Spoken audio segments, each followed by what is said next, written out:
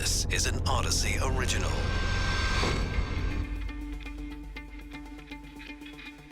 This is Coronavirus Daily. I'm Charles Feldman. I'm Mike Simpson from the KNX Odyssey Studios in Los Angeles. We'll continue to bring you the latest COVID news and developments as the pandemic impacts the world. But for the time being, we are shifting the focus to the global crisis that's front and center, Russia's invasion of Ukraine. Today, the president's starting to take the gloves off when it comes to making Russia feel financial pain. And we should point out, by the way, that there is some concern because a lot of people in Ukraine have not been vaccinated when it comes to COVID. And there is some concern in places like Poland and Hungary that as these refugees, some 2 million of them, have crossed the border from Ukraine, this could become a problem when it comes to the Omicron variant of the coronavirus, just to mention that.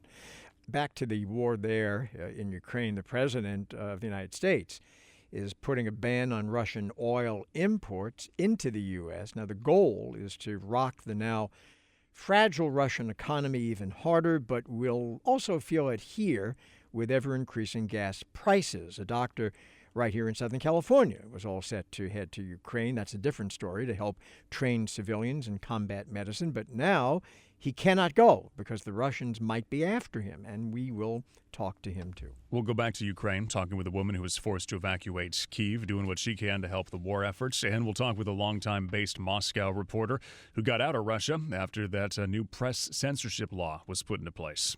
We start, though, with President Biden and his ban on Russian oil. With us is John Rosen, global economic expert, business economist at the University of New Haven.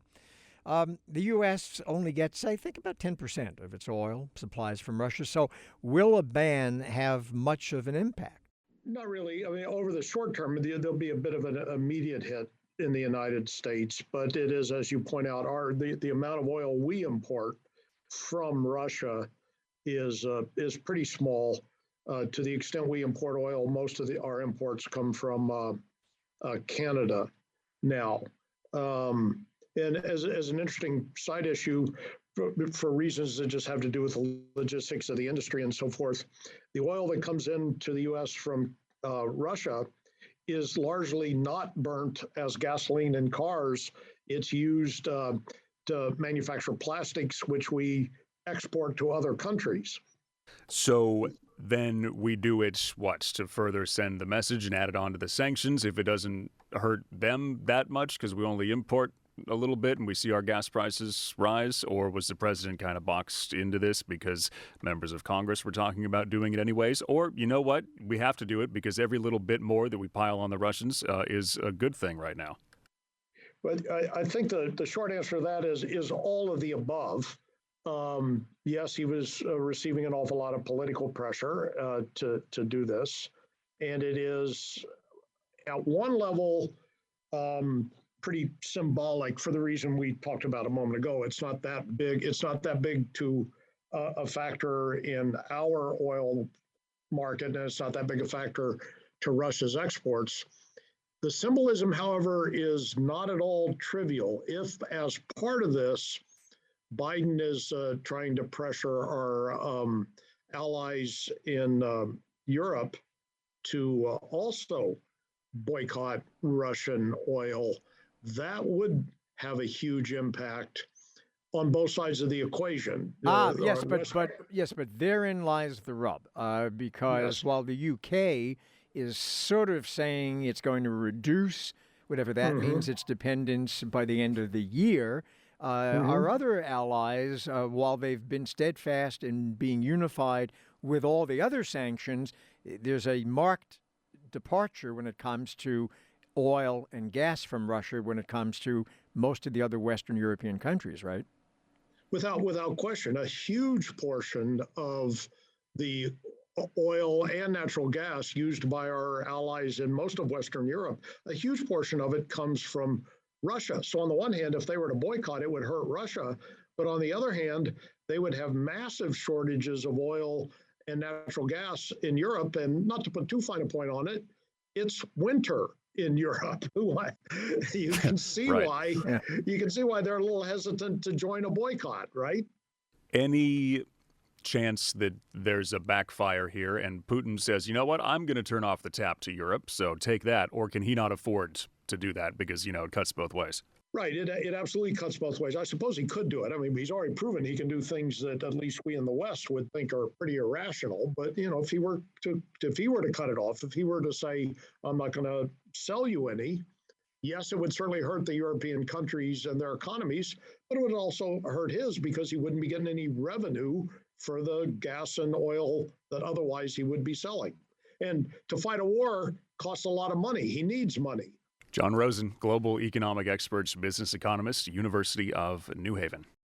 If you filled up your car's gas tank at any point over the last week, we don't have to tell you. Gas prices are insanely expensive right now, and all indications are that prices will continue to increase. Doesn't seem to be a price ceiling. The just announced ban on Russian oil imports could make things even worse here in Southern California and the rest of the U.S. John Paisley, president of Stratus Advisors, a global energy sector consultancy firm. So how high can gas prices go, John?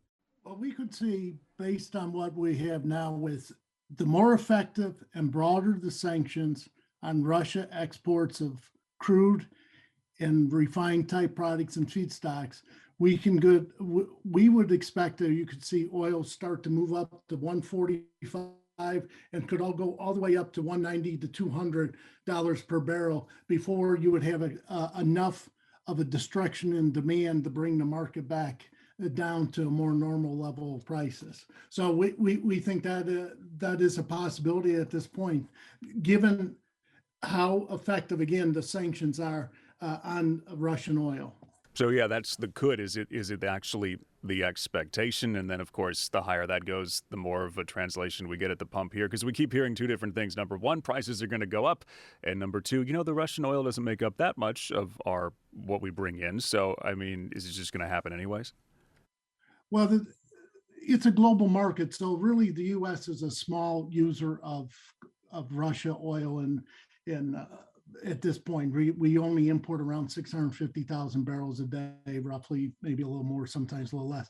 But Russia exports over 6 million to 8 million barrels a day of crude oil. The more difficult it is to place those barrels in the market, and where you've already seen where a company like Shell was criticized heavily and said they're not going to buy any more cargoes of Russian crude, then perception is starting to become reality with this issue of not being able to place the barrels already in a very tight market. And therefore, that risk of future security of supply is starting to become reality. The White House is clearly worried about how a spike in oil prices are going to be perceived by the American public, because they're already trying to get out this slogan that it's the Putin spike, which means that the White House is really concerned. You were talking about how much per barrel oil prices could go up. What would that translate roughly as an average at the pump level, do you think? Well, in the U.S., on average, it'd be about $6 per gallon. And then California, of course, has higher prices because of the issues around logistics and the gasoline specification and some of the other things around taxes and so forth that make gasoline more expensive in California. So you're going to see if you got to that level, you'd see $6 gasoline. Also, we have less. What essentially we got is demand is back to where it was pre-COVID, but we have a smaller refining sector in the U.S. And we have inventory levels low, both in gasoline and diesel, relatively low. So you're going to have a tight market, and until you can destroy enough demand, you're going to push the price up. So we always hear, and the pains are going to be felt by those who must use gasoline. Now there is some discretionary use of gasoline that will go away when prices get high enough. But it's going to take a while to get prices high enough for that to happen. So we always hear, just ramp up more, go and drill more, open up more sectors, or go find your oil elsewhere. But all those things, of course, they take time to do. There is nobody out there that has oil that they can just crank a valve, except for some of the members in the Arab Gulf. Saudi Arabia, UAE, Kuwait, they have some additional spare capacity, but that they could bring onto the market. But they also have to worry about the the relationships and the coordination that they have going on within OPEC Plus, which includes Russia. And if you remember, not too long ago, oil prices dropped below zero because when Russia and OPEC didn't have a deal, the market was oversupplied and the prices crashed. So that Saudi Arabia has to think longer term also in the other Gulf members. So that's another part that comes into their calculus, deciding how they approach this. John Pacey there, president of Stratus Advisors, a global energy sector consultancy firm. Some of the interviews, lately with rideshare drivers saying, here's what I used to make. And then plus with the gas, here's what I'm making now. Yeah. I'm going to go find another gig because I can't drive now. Taking a real hit. And people, by the way, for years now, buying larger vehicles, SUVs, has been the norm. That's the thing, yeah. And wow, they're going to take a hit. Short break, and then we're talking to a couple of people who are on the move. One, a Ukrainian woman forced to flee her hometown of Kiev. Another, an American journalist leaving Russia after the harsh censorship laws.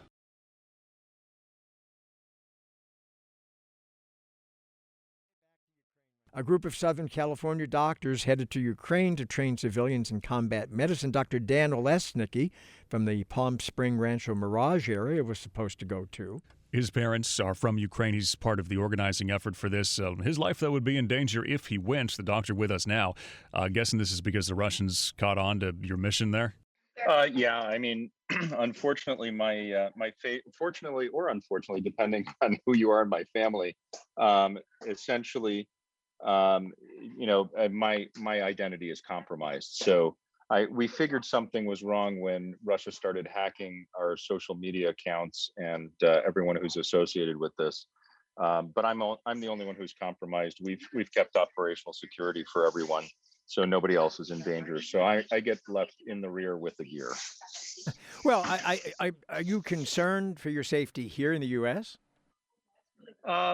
No, not at all. I mean, they're using terrorist tactics to try and mess with or hack our bank accounts. They're trying to mess with social media, God knows what. But it just shows that we're getting to them. So what we're doing is pissing them off, and they're trying to do cyber attacks. But we're smart. We're protecting our money. The banks have been informed, and the money is protected at this point. So stuff like that. Surprised at all that they would reach all the way over to you trying to do this, or just it's par for the course? It's par for the course. It's what we expected. This is what they're talking about: cyber attacks. And anyone they deem who is an enemy of the state, they will do that to. And so this is 21st century business as usual if you're standing up for something.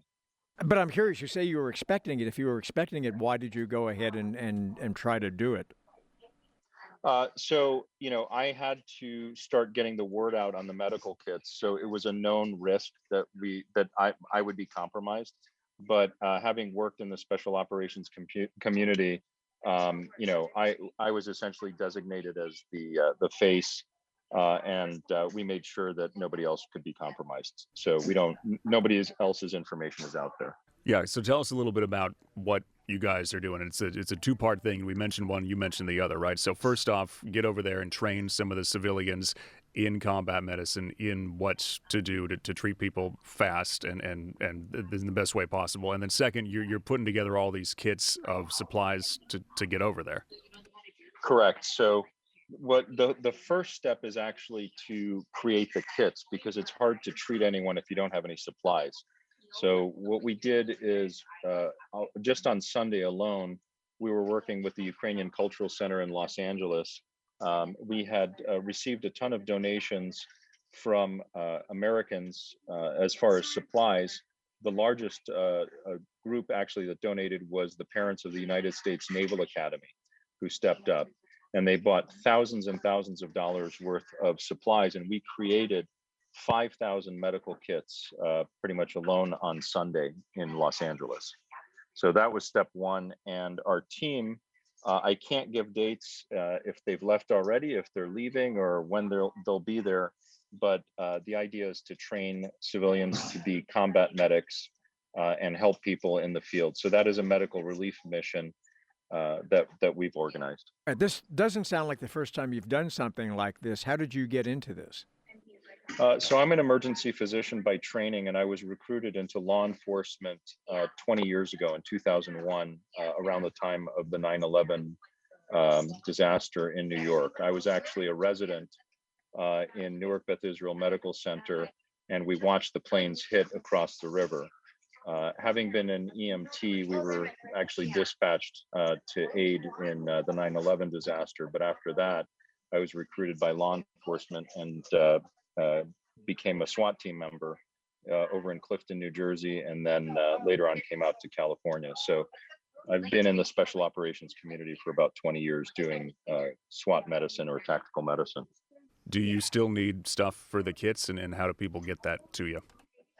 So we still need stuff for the kits. I think we're going to be taking more donations through the Ukrainian Cultural Center or other relief organizations.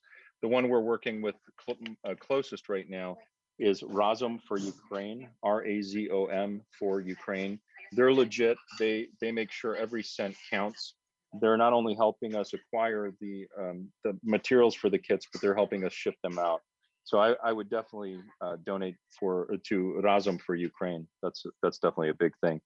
And we created 5,000 kits, but there's 44 million people in Ukraine that are being bombed or trying to evacuate, and the injuries are stacking up, especially with people trying to evacuate from residential areas that are now being bombed. So we're going to need these kits for a long time, especially if it spills over into the rest of Europe. Dr. Dan Olesnicki there, Palm Springs, Rancho Mirage area. Thanks. We head back to Ukraine right now, where the war is putting Ukrainians in increasingly harsh and dangerous ways. The United Nations says the number of refugees has reached 2 million, making it the fastest growing refugee crisis in Europe since World War II. Not everybody's leaving, though. Anastasia is with us, and we're talking to her from west of Kiev. She fled there. She's a creative and motion designer. Went west to find safety as Russian forces get closer to the capital. Where, again, roughly are you right now? Hi, nice to be here with you tonight. Well, it's night here in Ukraine for the moment. I'm staying in Western Ukraine, and it's the city of Uzhhorod, which is, I guess, one of the safest places to stay here for the moment, as this is like one of the most western parts, and it's like the farthest point from the Russian border, which is like the point of invasion. Here it is safe for the moment. Okay, and you were in Kiev. Is that where you live, and you had to go because it's not obviously a safe place to be right now? Yeah, I was born in Kiev, I was raised in Kiev, and I lived all my life in Kiev, well, except for traveling. And roughly 2 weeks ago, slightly less, the Kiev started to be bombed, and obviously, I'm not really sure if it was the right decision to leave Kiev, because for the moment it is more or less okay there. I mean, in the center of Kiev, the main fights and bombings are taking place on the borders of Kiev, on the small towns which surround Kiev. And the Kiev itself is, well, I'm not sure if I can say okay, because there are some destructions already also, but it's not that bad. And I decided to leave Kiev for a safer place to stay, in Western Ukraine, but it is very difficult to find a place to stay here. Well, because a lot of people are getting out of their towns and cities from all of the Ukraine, and some are going abroad and some are staying in Ukraine, and small piece of Western Ukraine cannot. Right, and Anastasia, Anastasia, I was going to ask you that. I mean, you left Kiev. You're now in Western Ukraine, but I think the latest figures from the United Nations, something like 2 million people from Ukraine, from your country, have now left and have gone to Poland, Hungary. Why are you staying in Ukraine, or are you planning on leaving? I'm not planning to leave for the moment because it is my country and here I can do something to help. Well, from abroad, I would be able to do something as well, like volunteer or something like this. But I mean, that would be like the last measure to leave Ukraine.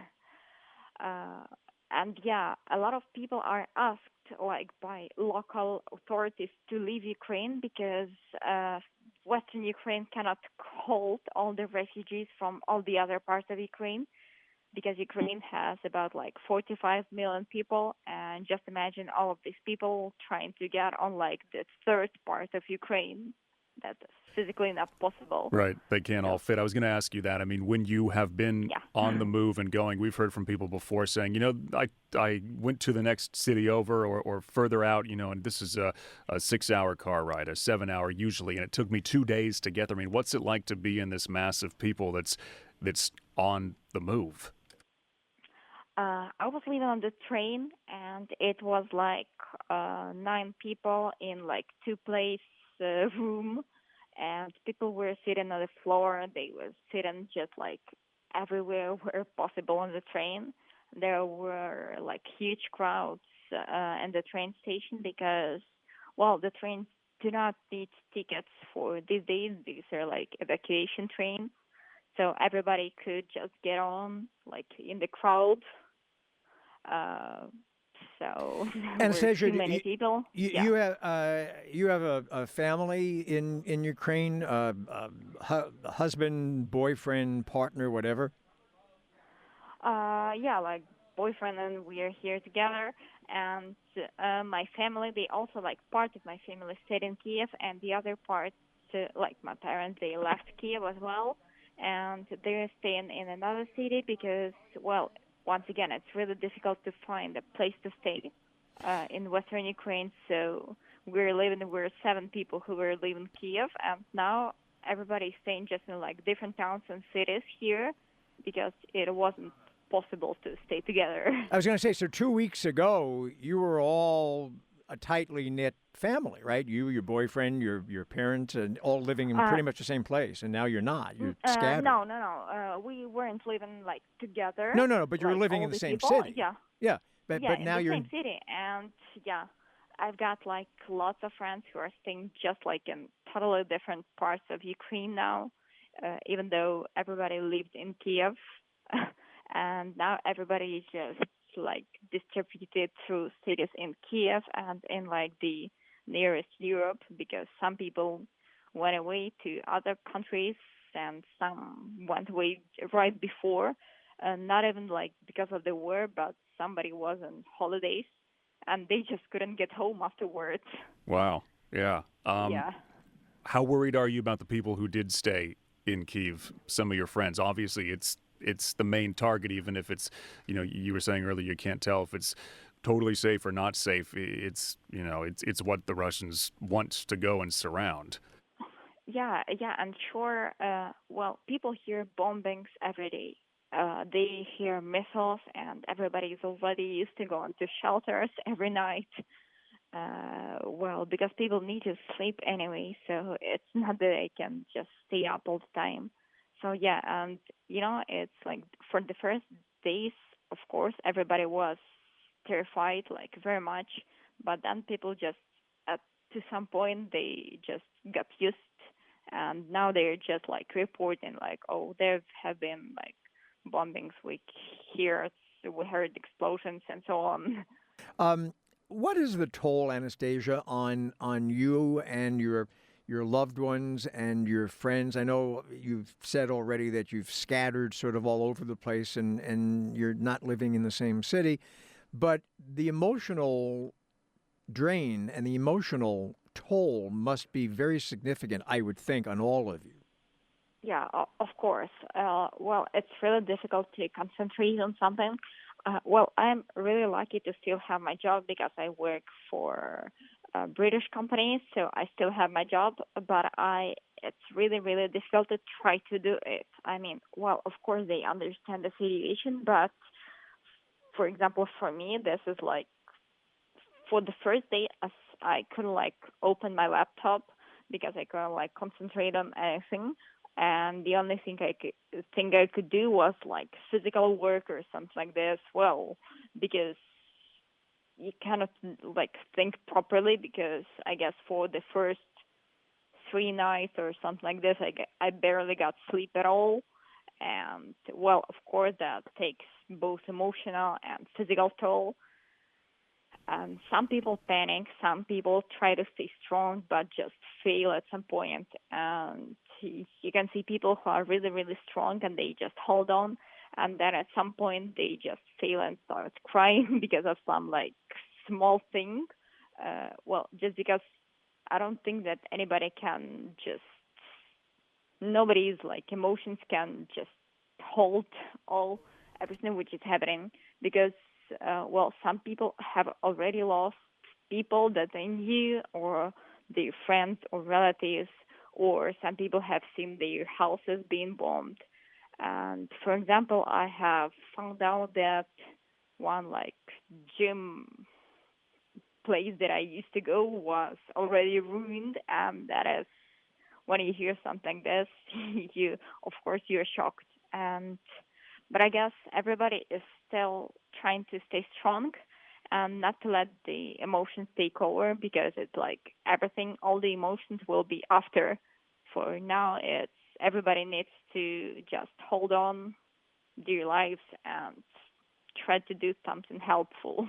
Is it kind of a relief that you're at least somewhere safer and you can settle down and try and figure out your next steps? Or are you worried, already thinking ahead, well, now I might have to move again in a few days or in a few weeks? And also I'm thinking it must be so weird and surreal to leave your town, get on the train, packed with people, get to the West, and then it's like, oh, I got to open my work laptop and go through these emails now. Like, Yeah, I just went through all this, that now I got to look at my emails.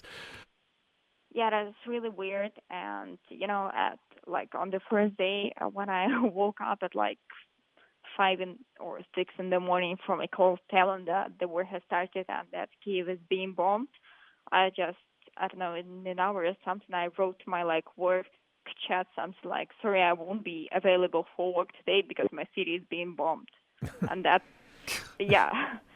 It's ridiculous. That is really surreal. Yeah.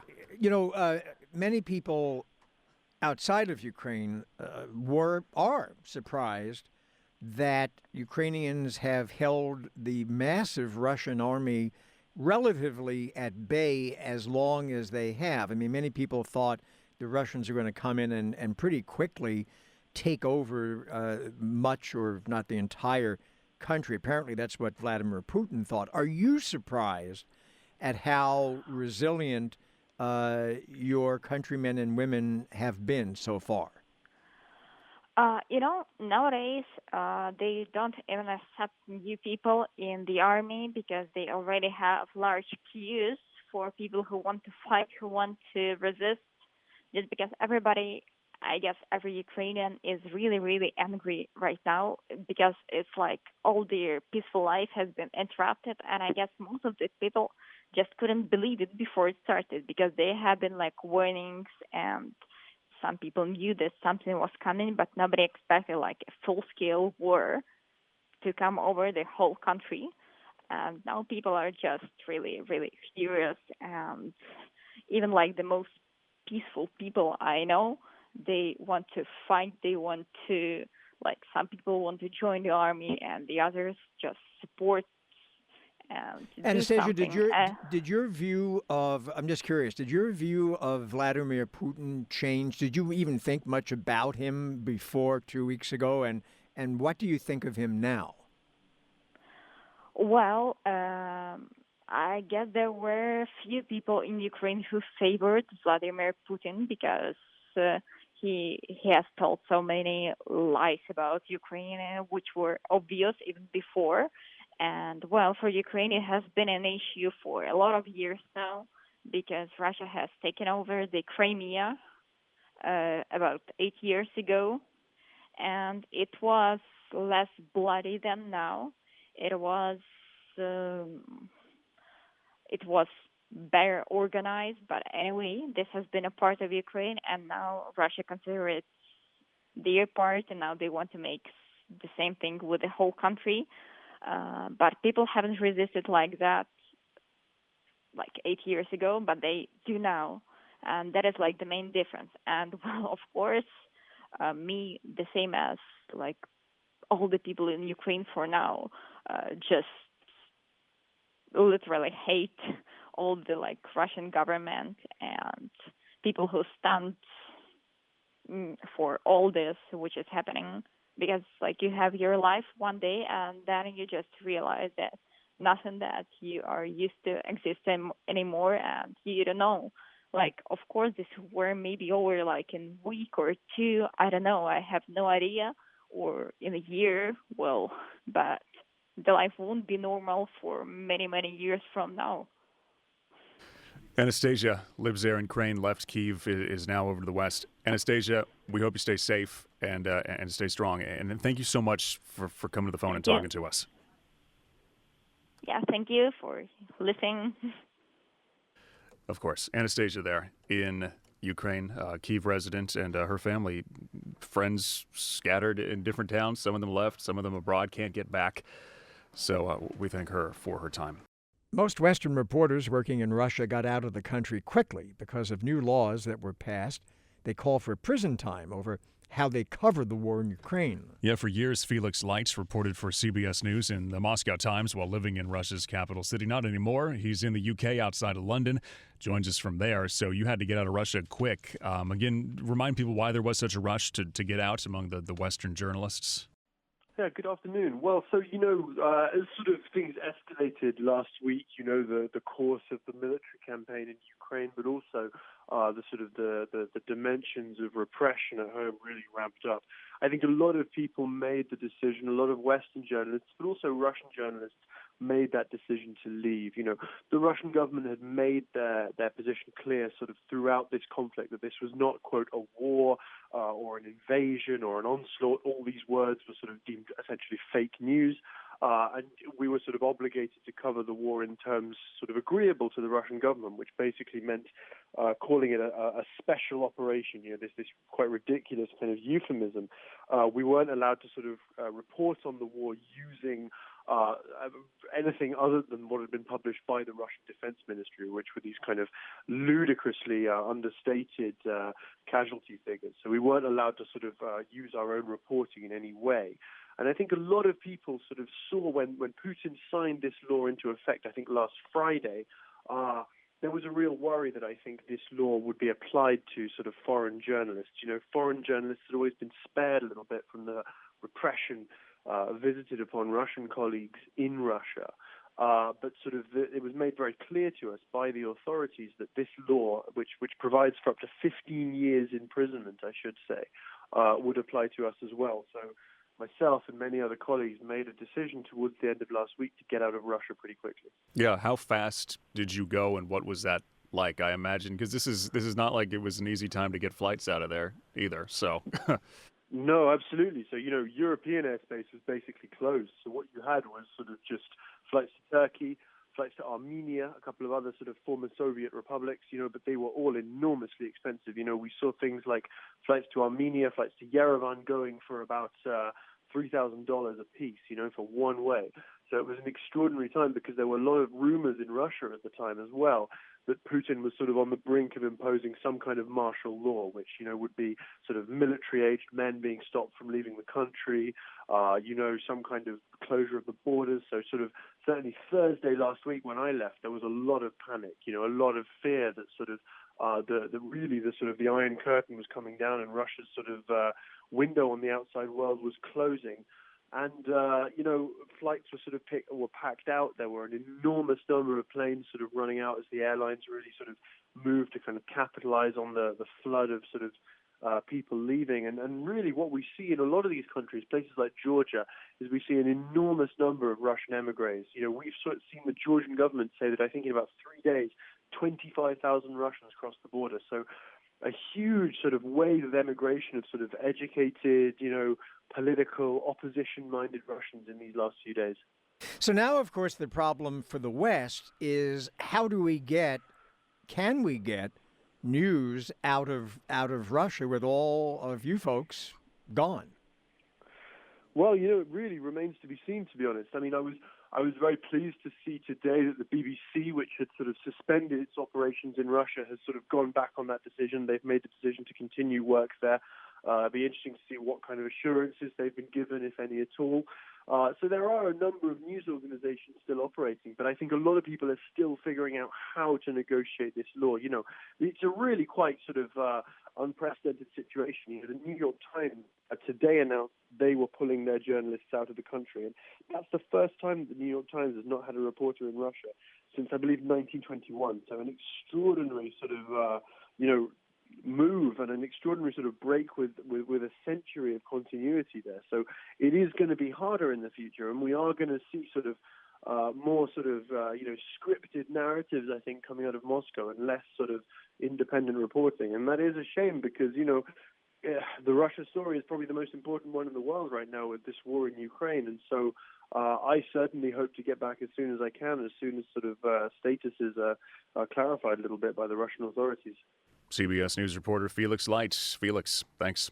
This is an Odyssey original. Find us and others on the Odyssey app, Apple Podcasts, Google Podcasts, and on Stitcher.